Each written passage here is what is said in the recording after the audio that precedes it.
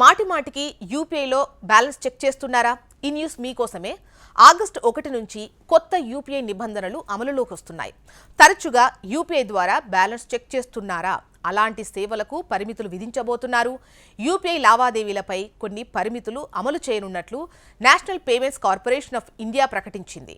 UPI నెట్వర్క్లో తరచుగా ఉపయోగించే 10 ముఖ్యమైన ఫీచర్ల వినియోగాన్ని నియంత్రించాలని బ్యాంకులు, చెల్లింపు సేవల సంస్థలకు ఎన్పీసీఐ సూచించింది. ఇంతకీ ఆ మార్పులు ఏంటంటే, ఒక యాప్లో ఒక వినియోగదారుడు 24 గంటల్లో 50 సార్లు మాత్రమే బ్యాలెన్స్ చెక్ చేసుకోవచ్చు. ఫర్ ఎగ్జాంపుల్, మీరు పేటీఎం, ఫోన్పే రెండూ వాడినట్లయితే ప్రతి యాప్లో 24 గంటల్లో 50 సార్లు మాత్రమే బ్యాలెన్స్ చెక్ చేయొచ్చు. తరచుగా బ్యాలెన్స్ చెక్ చేసుకునే వారికి ఇది ఇబ్బందికరమైన పరిస్థితి.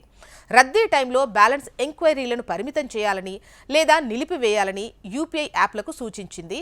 ప్రతి లావాదేవీ తర్వాత వినియోగదారుడు అకౌంట్ బ్యాలెన్స్ను నోటిఫికేషన్ ద్వారా తెలియజేయాలని కూడా చెప్పింది.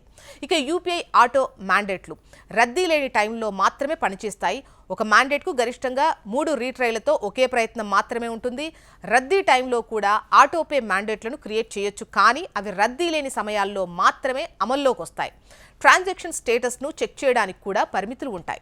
లావాదేవీ పూర్తయిన 90 సెకండ్ల తర్వాత మాత్రమే ఫస్ట్ టైం చెక్ చేయాలి.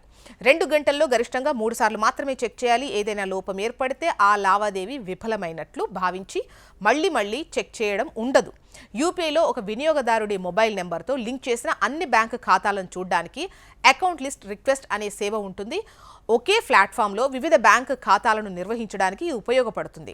కొత్త నిబంధనల ప్రకారం ఒక వినియోగదారుడు 24 గంటల్లో ఒక యూపీఐ యాప్లో గరిష్టంగా 25 సార్లు మాత్రమే ఈ రిక్వెస్ట్ చేయొచ్చు.